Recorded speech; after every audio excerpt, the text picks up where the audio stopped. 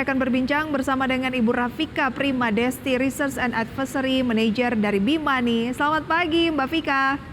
Selamat pagi Mbak Prisa. Terima kasih banyak untuk waktunya pada pagi hari ini. Oke, Mbak Fika, Anda melihat tadi kan saya menampilkan informasi seputar net foreign sell, lebih tepatnya kalau berbicara sepekan masih sell gitu ya, 2 triliun rupiah. Tanggapan Anda seperti apa? Ya, jadi Mbak Prisa, memang kalau kita perhatikan di pekan lalu ya, kalau kita bicara tentang net sell, itu sebetulnya kalau kita perhatikan di top 10-nya itu ada 3 saham Big Four Banks nih ya Mbak Prisa. Jadi ada BBRI dengan value 902,9 miliar rupiah, kemudian ada BMRI 252,5 miliar rupiah, dan juga ada BBCA gitu 124,7 miliar rupiah. Nah, memang kita melihat sih 3 bank ini juga sebetulnya ya secara keseluruhan di IHSG gitu ya, itu menjadi top 3 market laggards juga selama sepekan lalu gitu. Dan memang kalau kita perhatikan sebetulnya tren besarnya adalah di pekan lalu itu cenderung saham-saham blue chip atau big caps gitu ya menghadapi aksi jual. Dimana kalau kita melihat indeks LQ45 itu ya yang berisikan saham-saham big cap ya, cenderungnya itu terkoreksi lebih dalam dari IHSG di 0,79% gitu. Sementara kalau kita lihat indeks yang merepresentasikan saham-saham dengan kapitalisasi pasar yang kecil hingga menengah gitu ya, seperti contohnya IDX Small Mid Cap, baik yang composite maupun liquid itu justru berhasil terapresiasi 0,07% dan 0,4%. Jadi kesimpulannya sebenarnya aksi jual ini ya baik asing maupun secara umum itu lebih kepada saham big cap, dan utamanya mungkin yang menjadi laggard adalah saham-saham perbankan yang besar begitu Mbak. Oke. Kalau memang saat ini ya biasanya kalau net sell asing itu memang lebih menyasar ke saham-saham big caps begitu ya. Tapi kan ini akan mempengaruhi juga pergerakan dari indeks harga saham gabungan begitu. Menurut Anda strateginya saat ini seperti apa ketika saham-saham big caps banyak dilepas? Ya, jadi memang mungkin sebelum ke strategi juga saya mau sedikit memberikan gambaran ya kenapa sih saham-saham big cap ini dan particularly mungkin IHSG dan juga berbagai bursa Asia lainnya itu memang terkoreksi ya di pekan lalu gitu. Jadi memang pekan lalu ini Mbak Prisa itu tuh memang cukup diwarnai banyak headwinds ya atau gangguan juga gitu, dan terutamanya memang dari global. Jadi kalau kita perhatikan pastinya sekarang berita utamanya yang sedang sangat dibahas oleh pelaku pasar adalah China ya Mbak Prisa. Jadi memang China ini sudah akhir-akhir ini tuh kerap menghadapi berita buruk demi berita buruk gitu. Jadi dari waktu itu deflasi, ekspor impornya jatuh, kemudian sekarang tentunya yang terkini kita tahu data-data ekonomi terbarunya itu meleset dari ekspektasi, dan juga ada shadow bank crisis, kemudian Evergrande file for bankruptcy, tadi saya juga dengar ya udah di-mention sebelumnya. Kemudian juga kalau dari segi capital marketnya China juga kita lihat onshore yuan itu sekarang udah deket dari level terlemah gitu sejak 2007. Dan juga Hang Seng sendiri, indeks Hang Seng ini sudah memasuki bear market Mbak Prisa gitu. Jadi dari China ini memang ada headwind yang cukup strong gitu yang menjadi gangguan bagi risk appetite pelaku pasar di minggu lalu. Kemudian juga kita tentunya tahu juga dari negara-negara lain, contohnya misalnya Rusia itu mereka baru saja menaikkan interest rate ke 12% gitu ya dari 8,5% karena mata uang mereka jatuh gitu. Kemudian dari US tentunya kita tahu bahwa mereka melaporkan data ekonomi terkini itu yang kuat ya, sehingga membuat pelaku pasar kembali bertanya-tanya ini kira-kira suku bunga gimana sih gitu, apakah bakal dinaikkan lagi gitu, dan tentunya kita tahu akan ada Jackson Hole Symposium meeting gitu this week. Nah tapi terlepas dari semua itu ya, kalau misalnya kita berbicara tentang strategi nih untuk menghadapi keadaan market yang seperti ini ya, tentunya kalau dari pandangan saya sih melihat ya memang walaupun tadi seperti Mbak Pri saya katakan sih ya, walaupun big cap itu memang cenderung menghadapi aksi jual ya di pekan lalu, tapi tentunya itu adalah satu hal yang memang bisa dimaklumi gitu ya, karena memang kalau asing kan kalau misalnya dia beli duluan beli big cap, kalau jual duluan jual big cap ataupun financial itu bisa dimengerti gitu. Cuman mungkin kalau strateginya untuk pekan ini ya particularly dan juga ke depan kalau melihat keadaan sekarang di mana big cap ini ya mungkin masih cenderung sideways gitu ya, walaupun tentunya kalau kita ngomong tentang big cap, dia kan cenderung ya mayoritas itu sebenarnya fundamentally sound gitu, jadi kita bisa treat itu sebagai pilihan investasi kita selalu gitu. Jadi saya sih akan selalu menyarankan untuk selalu mengakumulasi sih saham-saham big cap gitu ya, secara reguler untuk buy, tapi di sisi lain bisa juga melihat potensi saham-saham small mid cap nih Mbak Prisa yang sebenarnya menyimpan potensi juga untuk upside dalam lebih ke jangka pendek gitu Mbak Prisa. Berarti ada dua opsinya gitu ya. Kalau misalnya ingin investasi ya medium to long, ini adalah momen untuk kembali melakukan cicil beli pada saham-saham big caps yang memang sedang turun atau banyak dilakukan pelepasan oleh investor gitu ya. Tapi Betul. kalau mau jangka pendek, small caps kayaknya layak dicermati, begitu ya? Betul sekali Mbak Prisa, ya. Oke, kalau kita lihat pergerakan dari indeks harga saham gabungan memang ataupun pasar modal banyak diwarnai oleh sentimen negatif eksternal dan juga internal. Kalau internal itu kan kita berbicara mengenai rupiah, kemudian juga yang terdekat adalah RDG Bank Indonesia pada Kamis mendatang. Kemudian kalau berbicara dari luar kan banyak sekali ya, dari China, kemudian ada Evergrande menambah mungkin apa ya, kepercayaan dari investor agak turun begitu untuk berinvestasi saat ini. Kemudian juga belum lagi dari Rusia dan dari Amerika soal The Fed juga yang belum memberikan kepastian apakah suku bunga tinggi ini masih akan tetap berlangsung atau seperti apa. Nah, Anda menyarankan saat ini ya bagi investor yang sudah memiliki dulu nih, kira-kira sebaiknya seperti apa kalau kita berbicara mengenai investasi saham? Baik, Mbak Prisa ya. Jadi sebenarnya sih kalau saya melihatnya apa namanya, tentunya tadi ya kalau misalnya strategi investasi saham seperti yang sudah saya sampaikan, it's always a good thing to diversify sih Mbak Prisa. Jadi dari portofolio sahamnya sendiri mungkin boleh juga tuh kayak misalnya ya itu tergantung risk profile masing-masing ya. Tapi maksudnya didiversifikasi aja saham-saham yang mungkin value stock, core stock, growth stock gitu. Jadi masing-masing ada presentasi masing-masing sesuai profil risiko masing-masing. Cuman mungkin saya juga mau menekankan it's also important untuk apa ya, keep the balance gitu. Jadi kayak jangan sampai kita apa namanya, walaupun profil risiko kita tinggi ya, tapi kita apa basket kita tuh selalu sebagian besar tuh di apa yang berisiko banget gitu. Terus kita mengesampingkan yang safety net jangan juga gitu. Karena sekarang benar-benar kondisi market ini lagi lumayan volatile sih Mbak Prisa. Kira-kira seperti itu. Oke, berarti jangan berada di zona itu terus. Misalnya senangnya yang apa sangat volatile gitu ya, sangat berisiko, emitennya di situ terus harus mulai diversifikasi ya sekarang. Iya, sebetulnya kalau untuk value stock yang memang secara fundamental itu udah terbukti baik, itu sih oke-oke aja sih Mbak Prisa menurutku ya, untuk ya udah nabung aja ibaratnya gitu untuk ke depan. Tapi kalau misalnya untuk saham-saham yang mungkin lebih spekulatif gitu ya, mungkin harus banget investor ini perhatiin market, perkembangan market yang ada karena sekarang lagi sangat dynamic. Tapi saya mau tekankan nih Mbak Prisa, saya juga ada sempat mention sih di interview saya sebelumnya nih di Market Buzz gitu ya.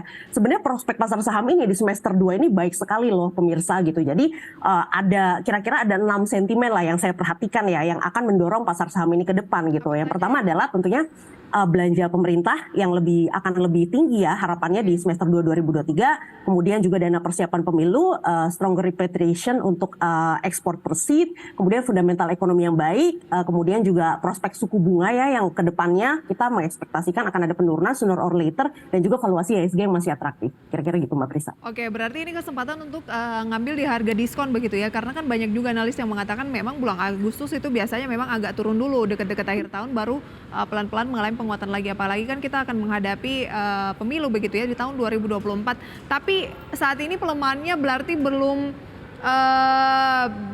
di titik bawah begitu ya, baru mulai atau seperti apa menurut Anda?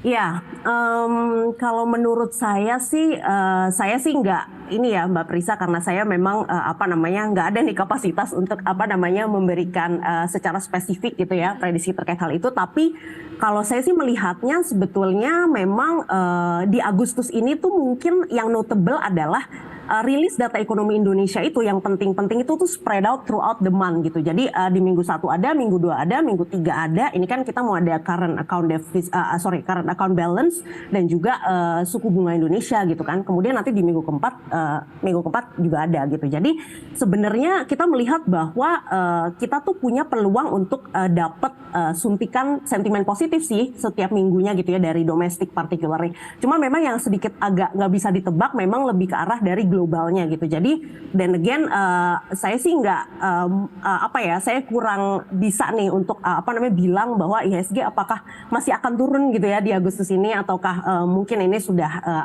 nanti setelah ini akan naik gitu. Cuman yang bisa saya katakan adalah kita masih harus mewaspadai potensi volatilitas ke depan sih di rest of this month gitu Mbak Prisa. Oke, kalau begitu kira-kira menariknya investasinya bagaimana? Apakah lebih baik diversifikasi juga misalnya sebagian ke reksadana, kemudian sebagian di pasar saham, itu pun di pasar sahamnya itu lebih banyak adalah memilih saham-saham yang beragam, jadi nggak cuma satu saham itu aja, sehingga kalau misalnya ada pelemahan di saham tertentu kan masih ditopang oleh saham lainnya dengan fundamental yang juga baik. Porsinya gitu antara saham mungkin dengan instrumen investasi lain bagaimana Mbak Vika? Nanti kita bahas di segmen berikutnya ya, dan juga mungkin bicara mengenai sektoral yang layak tuh kira-kira sektor seperti apa sih dengan potensi-potensi banyak sekali poin yang Anda bilang masih cukup optimis kita hadapi dari dalam negeri ya. Usai jeda pemirsa, kami akan segera kembali, tetaplah di segmen Market Buzz. Terima kasih pemirsa, Anda masih menyaksikan segmen Market Buzz. Masih bersama dengan Mbak Rafika Primadesti, Research and Advisory Manager dari Bimani. Oke, Mbak Vika, kalau berbicara diversifikasi instrumen investasi begitu ya, antara saham, kemudian juga mungkin reksadana, sebaiknya seperti apa sih? Baik Mbak Prisa, ini juga satu hal yang saya tekankan ya untuk teman-teman di Bimani juga nih. Jadi di kala pasar volatile seperti ini ada baiknya satu kita diversifikasi, dua diversifikasinya seperti apa itu saya menyampaikan mungkin ada baiknya kita mengadopsi strategi barbell namanya Mbak Prisa. Jadi strategi barbell itu jadi strategi barbell itu tuh kita mempunyai aset-aset yang memang berisiko gitu ya, tapi untuk membalance aset-aset yang berisiko tersebut kita juga punya yang safety netnya. Jadi kayak ada dua extreme ends gitu. Nah, kalau buat strategi sendiri, ini saya disclaimer ya by the way, ini cuma ide aja gitu ya. Jadi bukan ajakan untuk mengadopsi strategi ini as is gitu. Cuman kalau saya sendiri sih strategi saat ini itu kira-kira misalnya ya untuk saham, reksadana saham dan baik yang dikelola aktif maupun indeks itu misalnya di 40-60% Mbak Prisa. Kemudian nanti untuk reksadana yang campuran gitu kan, di mana campuran itu bisa jadi didominasi saham, didominasi obligasi atau balance gitu kan. Nah, itu bisa di 20-30%. Kemudian untuk reksadana pasar uang dan reksadana pendapatan tetap dan particularly mungkin yang berdurasi pendek gitu Mbak Prisa yang lebih less volatile gitu ya, itu mungkin bisa di 20-30%. Kira-kira seperti itu Mbak Prisa. Oke, tapi saham masih tetap porsinya yang terbesar gitu ya? Terbesar menurut saya, karena itu tadi sih sebenarnya sekarang udah has the time lah semester 2 ini untuk kita mulai akumulasi lagi gitu. Oke, kalau misalnya untuk investor kan kita tahu saat ini didominasi oleh investor retail begitu ya. Data dari Bursa Efek Indonesia menunjukkan bahwa sebagian besar dari investor retail ini didominasi juga oleh lulusan SMA, artinya mungkin ada yang sedang di bangku kuliah. Paling dominan itu berarti generasi Gen Z malah ya, dan juga mungkin milenial gitu. Ada tidak tips dari Mbak Vika untuk memilih sektornya mungkin saat ini yang menurut Mbak Vika ini bukan ajakan ya, tetapi lebih ke memberikan view gitu. Kalau melihat sektoral kan banyak sekali sektor di Bursa Efek Indonesia ini juga. Ya. Baik Mbak Prisa, ini particularly untuk teman-teman milenial dan Gen Z ya berarti ya. Iya, jadi teman-teman sebenarnya satu hal yang paling penting banget nih kalau mau investasi saham ya, particularly itu adalah harus tahu dulu nih apa yang what we are putting our money into gitu. Jadi kita harus tahu banget nih emiten-emiten atau perusahaan-perusahaan yang kita mau invest gitu kan. Dan caranya gimana ya, tentunya teman-teman harus research gitu. Cuman kalau dalam kondisi pasar sekarang mungkin ya, kalau misalnya Mbak Prisa tanya, Vika gimana sih kira-kira gitu ya, kira-kira guidance besarnya lah gitu. Nah, teman-teman mungkin bisa mencermati nih saham-saham yang berpotensi untuk prospektif atau punya prospek yang baik ke depan, melihat dari sentimen-sentimen pasar yang ada di depan. Contohnya seperti apa? Contohnya adalah misalnya saham-saham yang interest rate sensitive gitu. Jadi saham-saham yang bisa diuntungkan dari prospek penurunan suku bunga ke depan. Contohnya adalah bank gitu ya, atau properti juga gitu ya. Dan mungkin saham-saham yang bisa diuntungkan dari persiapan pemilu nih nih. Contohnya adalah misalnya telco gitu ya, atau saham-saham tower, menara gitu ya. Dan juga mungkin saham-saham yang untuk balance sedikit gitu ya, yang sedikit apa namanya tidak benar-benar dependent terhadap market dynamics, itu saham-saham defensif gitu. Jadi ada consumer staples, ada consumer discretionary. Jadi mungkin 6 sektor tadi ya yang bisa dicermati oleh pemirsa sekalian nih ke depannya. Oke, boleh diulangi lagi Mbak Vika saham-sahamnya, sektor-sektornya tadi? Boleh, jadi kalau yang interest rate sensitif, teman-teman bisa mencermati misalnya perbankan, banking ya, atau juga properti gitu Mbak Prisa. Kemudian kalau untuk yang apa namanya kita mau ambil advantage nih terkait persiapan pemilu gitu ya, mungkin kita bisa mencermati saham-saham telco nih dan juga saham-saham menara gitu, tower ya, saham-saham tower. Kemudian yang satu lagi mungkin pilihan yang lebih defensif, kita bisa mencermati saham-saham konsumen. Jadi konsumen ini kan ada dua ya, yang non cyclical dan cyclical, itu dua-duanya sih boleh dicermati banget Mbak Prisa gitu. Oke, berarti saham-saham non cyclical dan juga saham cyclical begitu ya, kemudian tower dan juga telco, kemudian banking dan juga properti. Betul Mbak Prisa. Tapi berarti yang teratas kayaknya masih banking dan properti ya? Iya Mbak Prisa, soalnya mau gimana pun ya di perekonomian sentimen terbesar tetap suku bunga sih ya, dan ya kita melihat sih memang banking Indonesia ini cukup aman ya in a way, karena kalau kita bandingin sama banking yang global ya Mbak Prisa sendiri pasti ngikutin tuh misalnya Fitch setelah Moody kemarin udah downgrade US punya credit rating bank, sekarang mau downgrade lagi dan segala macam, jadi kita oke sih. Oh, justru itu malah oke ya? Maksudnya untuk domestiknya nggak akan terpengaruh dengan adanya downgrade ini?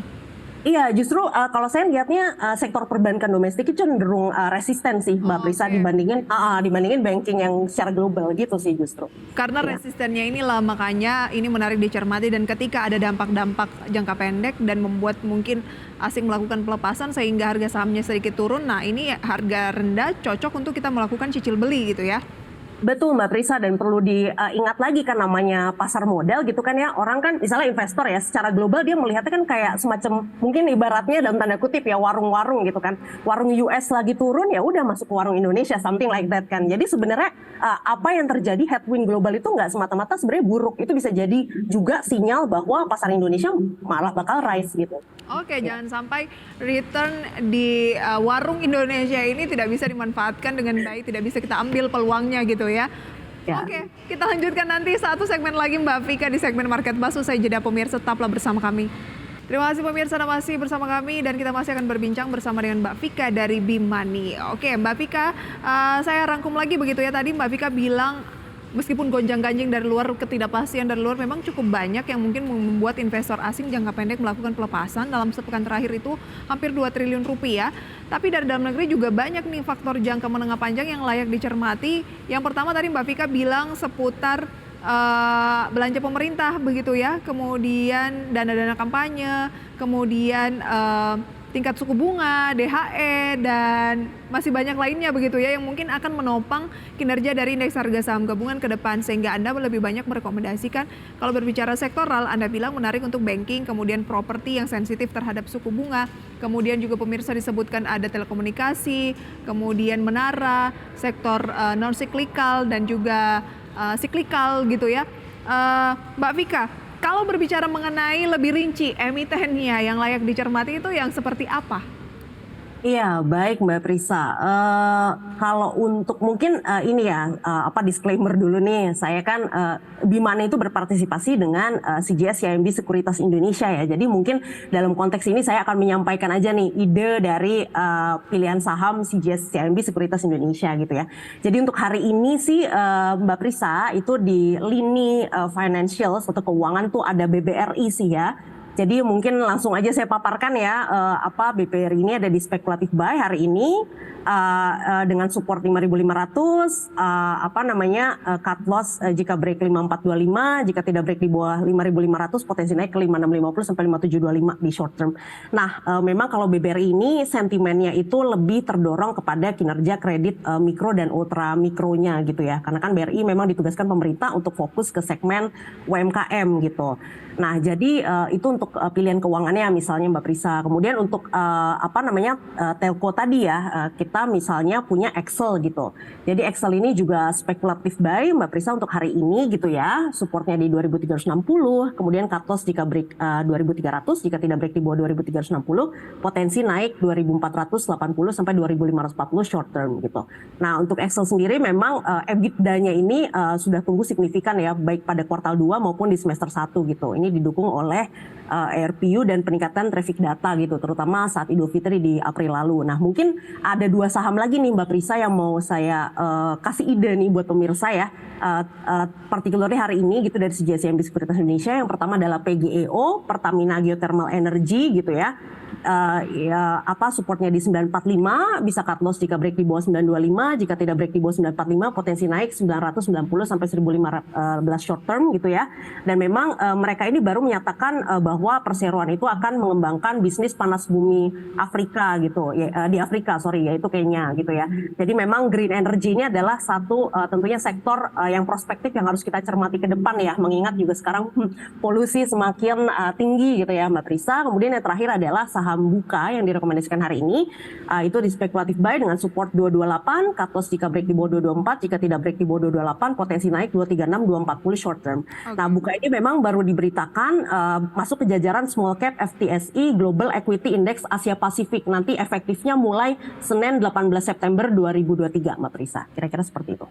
Berarti jangka pendek ini memang spekulatif buy dulu pada saham-saham seperti Bank Mandiri, XCL, PGEO terkait dengan green energy juga tadi ya, dan juga Buka ya.